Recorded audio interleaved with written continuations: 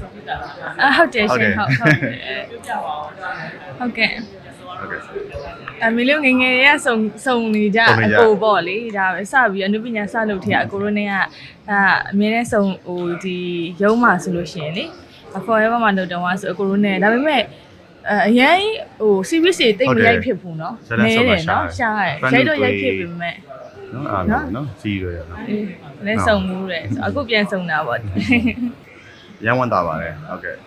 ဒီနေ့လည်းမနိုင်ပြောရင်ခဏနာပြောပြတယ်အခုလည်းအမျိုးဇလန်နော်ရိုက်မယ်အခုကတော့ဒါတကယ်ပြန်စုံကြတာပေါ့ဟိုလွန်ခဲ့တဲ့ဒါနောက်ဆုံးတွေ့ရအောင်3နှစ်လောက်ရှိဟုတ်တယ်တော်တော်ကြာနေပြီတွေ့ရလောက်ကြာပြီလဲဆိုတော့ပိုခန့်ပြီးပိုချောလာပါတယ်ကိုကိုကျေးဇူးတင်ပါတယ်ဟုတ်ကဲ့ဒီလေးဖြစ်သွားပြီဒယ်ဒီဖြစ်သွားပြီ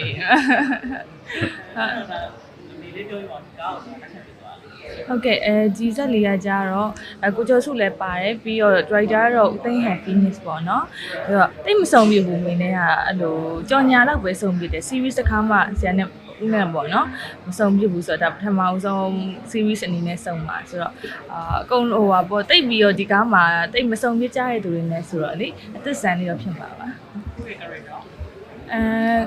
မောင်နှမပုံစံမျိုးလေးပေါ့နော်ဆိုတော့ဟိုဟာလေးပေါ့ဒါပရိသတ်အနေနဲ့ဆိုရင်အဲ့လို drama ဇာတ်ကားကောင်းလေးဖြစ်မှာပေါ့ series လေးပေါ့နော်ခလန်ကတော့ဒီဟိုဘယ်လိုဖောက်မလဲအကိုကဒီဟိုဟာပေါ့ညီမကိုရမ်းချစ်တဲ့သူဆိုတော့လေကိုညီမအမျိုးလာပြီးတော့ပုံကြောင်တာပေါ့နော်အကျက်စကားမျိုးပုံကြောင်တာပေါ့အဲ့လိုမျိုးဆိုရင်တော့အဆက်ဆက်ထိမှခံပေါ့အဲ့လိုမျိုးကာရီတာနဲ့ညီမကိုကာကွယ်ပေးတာပေါ့နော်ညီမကိုအရင်ချစ်တယ်ဘာလို့ချင်းသူကအမျိုးသူ့မှာမရှိရကြတဲ့ကနေပြီးသူရအောင်လုပ်ဖြစ်အောင်လုပ်ပေးတယ်ပေါ့အဲ့လိုကာရီတာပေါ့ညီမကိုတကယ်ပေးဆက်တဲ့ဟာမျိုးမောင်နှမရဲ့ချစ်ချင်းမြတ်ကြည်လည်းပါတယ်ဆိုတော့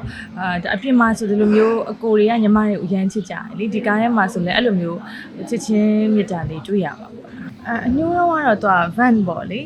ဆိုတော့တကားလုံးသူကြီးပဲလို့စိုးနေတဲ့ character မျိုးဆိုတော့အဲ့ဒါလည်းအဲ့လိုအသစ်ဆန်းကိုအနေနဲ့ဆိုရင်လို့ van ကိုမှဟိုတကားလုံးအဲ့လိုစိုးနေတဲ့ဟာမျိုးမလုပ်ဘူးသေးရောအဲ့ကားလေးကတော့ဟိုအမှတ်တရဖြစ်တာပေါ့နော်ရှားရထက်လို့ဖို့တော့တိတ်မရှိသေးပါအဲ့ဒါကိုကြည့်ရလားရှင်းစပါခန်းလေးတွေကြိုက်ဟိုလေးတက်လာတဲ့ဟာလေးကိုဟိုမျိုးတော့ကြည့်လို့တက်လာတဲ့ဟာလေး race လေးတွေဖြစ်အဲ့လိုလေးပေါ့နော်ဗီဒီယိုလေးအမဟိုဟာလေးမတ်စာလေးနဲ့အဲ့လိုမျိုးမဲဆိုးတယ်ရပြီကိုကြီးဆိုရနေဟုတ်ကဲ့အဲ့တော့ဒီတက်မှာဘယ်လိုပြည့်တဲ့နောက်ထပ်ပုံစံပြောင်းမဲ့ဟာလေးပဲလားဒါအဲ့ပေါ့ဒါလေးကဒီဇက်ကကြတော့အဲ့လိုပြိသက်တွေအနေနဲ့အဲ့လိုရင်မချင်းနေတဲ့ဇလန်ပုံစံမျိုးလေးပေါ့ခုနကပြောသလိုလေဒီလိုမျိုးဟိုအကိုရီကပုံမှန်ဆိုလဲအပြင်ဒီလိုမျိုးလောကမှာညီမတို့အရင်ချစ်ကြတယ်လေညီမလေးကတနာတရားပုံစံမျိုးလေးပါအဲ့လိုလေးဖြစ်မှာပြိသက်ကတနာအဲ့လိုတော့ drama စစ်ပေါ့လေမောင်နှမ drama လေးဆိုတော့ပြိသက်တွေဆိုရင်တော့ဟိုသဘောကျကြမဲ့ဇလန်ပုံစံပေါ့အဲ့လို van မဟုတ်တော့ဘူးအဲ့ဆိုလို့ရှိရင်ဒီကားထဲမှာကိုယ်မုန်းတဲ့လူတွေအားလုံးရဲ့အချစ်ကိုပြန်သိမ်းပါဦးယူရမှာပေါ့ငယ်ငယ်လေးရမြအကိုလိုချင်တာအကိုလည်းအကိုတယောက်အဲ့လိုမျိုးမောင်လေးဆိုလည်းမောင်လေးပေါ့ဒါအကိုတယောက်လိုချင်တာအကိုကြီးလည်းငယ်ငယ်လေးကဒါကိုကျော်စုလို့ဆိုရင်ငယ်လေးကမိလေးကိုတူဟိုဒါအလုပ်လုပ်ခဲ့တာဆိုတော့အကိုတွေလိုပါပဲဆိုတော့ဒီအများကြီးခုနကပြောလို့ chemistry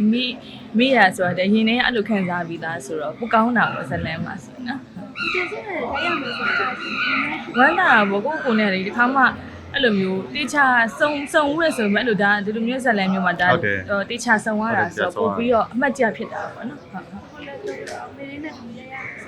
ဝမ်းသာတာပေါ့ခဏတော့ပြောတော့အရင်ဝမ်းသာတယ်စုံပြတ်တယ်လည်းအရင်ကြာနေညီမလေးတွေကပြီးတော့အခုပြန်စုံတဲ့အချိန်မှာလည်းသူကကယ်မီနင်းကိုဖြစ်သွားတယ်ဝမ်းသာတယ်ညာတယ်ဟုတ်ကဲ့တစားနေပြီအခုဒီအောင်မြင်သွားတယ်အခုရှိမှအောင်မြင်တာအခုလိုမျိုးဖြစ်တာပေါ့ရမ်းဖြစ်တာပေါ့ဟုတ်အားလည်းကြားတယ်ဖြစ်တယ်ကိုကားရည်လည်းရိုက်ထားရင်အများကြီးရှိအားပေးမှာပါ။ရုပ်ရှင်ကားရည်ရှိရတော့ရှာနော်။အဲ့တော့အေးတယ်ကိုကအရင်တည်းကလည်းအေးတယ်အဲ့လိုမျိုးဟိုအခုချိန်ကြီးလည်းအေးနေရော။အင်တာဗျူးဆိုလို့နေအေးတယ်။ဟုတ်။မလေးထက်ကကိုအေးတယ်နော်။ဟုတ်အရင်တည်းကကိုကြီးအဲ့လိုအေးလေးပါပဲ။အဲ့လိုဟုတ်တယ်နော်အဲ့ဒါတော့လေးစားကိုတရားကခုနပြောဥဆောင်ကောင်းတယ်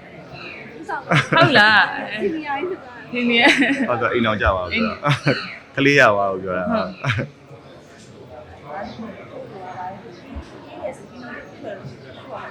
ထင်ပါတယ်ချိန်တော့ထင်ပါ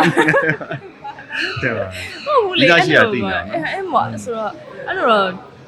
ဒါလူတိုင်းကတော့ဒါအချစ်ရှိကြတာပဲလေတစ်ချိန်မဟုတ်တစ်ချိန်တော့လည်းအဲ့လိုအိမ်အောင်ပြူတာတို့ဘာလို့တော့ရှိကြမှာပဲဆိုအဲ့လိုတော့ချစ်ပါတယ်ကိုချစ်တတ်ပါတယ်ကိုနော် ဘယ်လောက်ချစ်တယ် အဲ့လိုဆိုတာချက်မဟုတ်ကိုရဲ့အေးအေးလေးနဲ့အဲ့လိုချစ်တတ်တဲ့ပုံလေးပေါ့အဲ့လိုဖြစ်ပါတယ်ကိုရဲ့အမျိုးသမီးနဲ့ချောရတယ်နော် ကိုမျိုးလေးရောဒါမျိုးလေးကင်းဆိုင်တာမျိုးတွေဒါတွေ့ရတယ် ကိုရဲ့အတမ်းအရန်တော့ social မှာအရန်မတင်ပြဘူးနော် ဟာညီမနဲ့မဆုံးဘူး ဟုတ် เนาะ တယ်နော်အဲ့လို ဟောပါ Facebook တို့ TikTok တို့လောက်ပဲတွေ့မှာခင်ဗျ ဟုတ်တယ်ကောင်းပါတယ်ဘယ်အဲ့လိုမျိုးလေးနေရာတွေသဘောကျပါတယ်ကို life ကိုအေးအေးဆေးဆေးလေးပဲဖြတ်တန်းတာပေါ့နော်ဟုတ်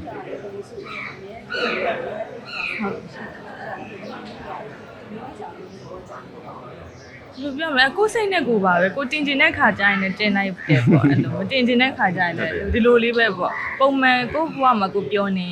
ကောင်းပါတယ်အရင်ကကိုရ drama ဆိုရန်ကောင်းနေဆိုတော့လေဒီကားမှာလည်းကိုအကောင်းဆုံးဒါတူတူစူးစမ်းကြပြီးတော့ပရိသတ်ရှိဦးမှာဒါကားကောင်းတကားအနေနဲ့ပရိသတ်ကျိုင်းနှစ်သက်မဲ့